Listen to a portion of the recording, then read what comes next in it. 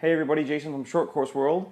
Today I'm going to do a short video, one of my cool tool reviews for the MuchMore soldering jig. Now I'll show you a little bit closer up here in just a few minutes while I talk, but this is basically a billet aluminum soldering jig that has holes so that you can solder bullets, and it's got some grooves so that you can solder like a Dean's plug either vertically or horizontally, and then you can unscrew this top thing, this little top nut, and you can actually put a speed control in there and clamp it down. That way you can solder up your speed control.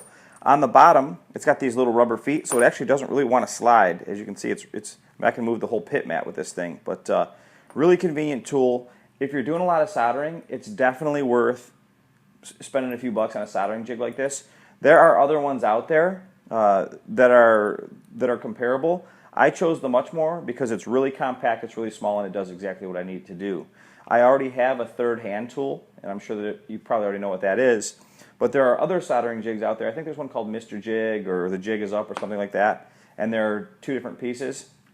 But overall, this has been a really good soldering jig. I really like it, and I really think that it's one of those tools that can make your life a lot easier when you're trying to do a lot of soldering, especially if you're out at a racetrack and you don't have all of your tools handy. So I know it's a little tough to see, but you can see that the first row of holes in this right here actually go all the way to the bottom, and the second row don't. Now ironically, most of us are using 4mm bullets. One thing that I really don't like about this is that the bullet can go all the way to the bottom right here. So something I've been considering doing is maybe getting a 4mm tapping this and then putting a set screw in. That way the bullet can't go all the way down into the bottom.